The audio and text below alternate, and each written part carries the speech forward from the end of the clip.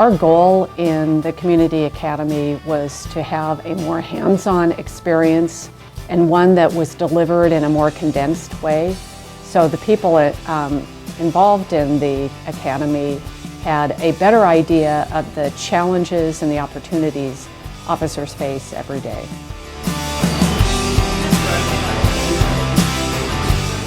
So your trainers are here to make you successful and for you to learn in a safe and a productive way.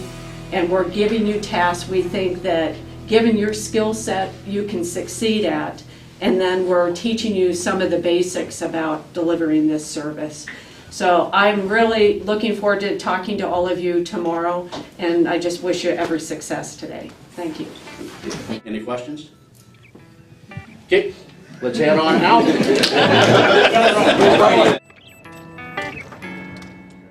I'd never shot a gun before, and I was a little nervous about that whole experience. Turns out I love shooting a gun. It was lots of fun.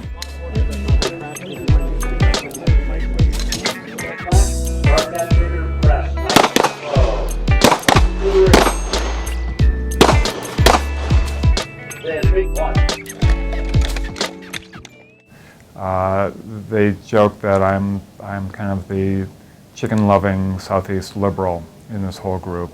Personally, I'm not a gun person. I don't like it. So it was one of the things that I've learned being involved with the police is that the gun is a part of their life. This is the guy who owns guns. This is the guy who never shoots a gun. Then when we moved into PRISM, the first experience I had, I was a total flop because it was like watching a movie and I just stood there watching the movie and I didn't draw my weapon once. It happened so fast. I think that training on the range, you know, where the officer has to make an instant determination and then act, almost muscle memory. It's such a tough decision to make, but they got to make it right away.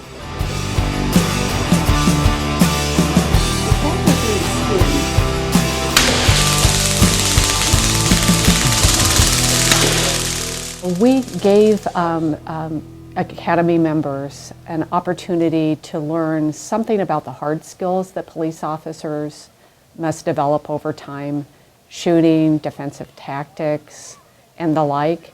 We also afforded them the opportunity to participate in scenarios somewhat like officers would face in the field. Yeah, so a couple things about the scenario with the lady with a knife at her throat. I had no idea what to say. All I could tell her was put the knife down. I couldn't come up with anything else. And she was awesome. Forget you. What can you do for me?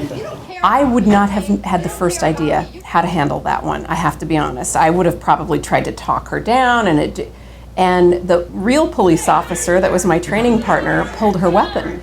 And my immediate reaction was, wow, that seems kind of aggressive. But then I saw it was a negotiating ploy on her part. It was her way of initiating a conversation about you put down your weapon and I'll put down mine, and it worked. And so I realized, you know, our little slice of life day, clearly, you know, our police officers know a heck of a lot more and have been through much more rigorous training, and thank God they have. Yeah, they live with us. Big bond with my daughter.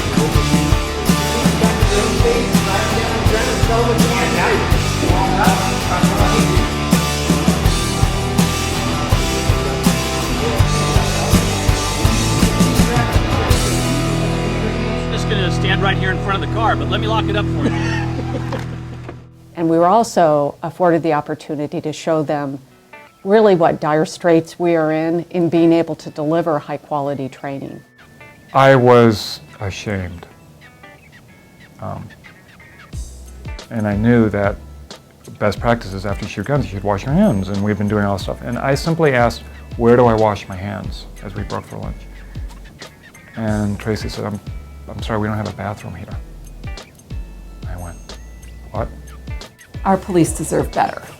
The training facility is frankly an embarrassment, I think, that we would, people who are putting their lives on the line for us and risking physical harm, if not worse, every day, and for whom training is an essential part of their ability to not only do their job and keep us all safe, but to keep themselves safe in the course of doing their work.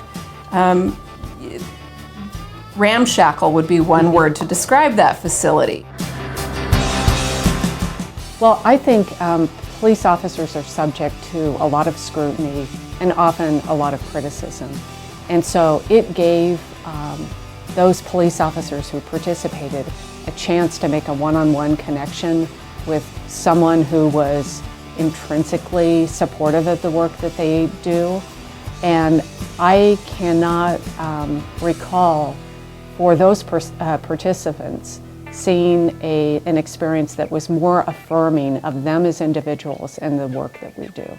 I've always had respect for police officers, but it is really a lot more now, having a better idea of what they deal with. I wish every adult in the city of Portland could go on a ride-along or participate in Community Academy or have some kind of personal exposure to the work that the police force does.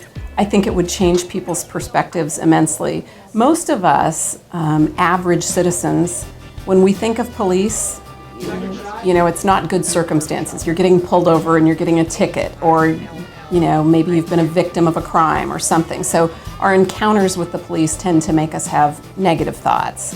And we just have no idea what they do for us day in and day out and what their jobs are like. And I think if people had that kind of exposure, the connection between the police and the community would get a lot stronger, and we'd see a lot more cooperation and a lot more working together and partnering to make Portland a great city to live in.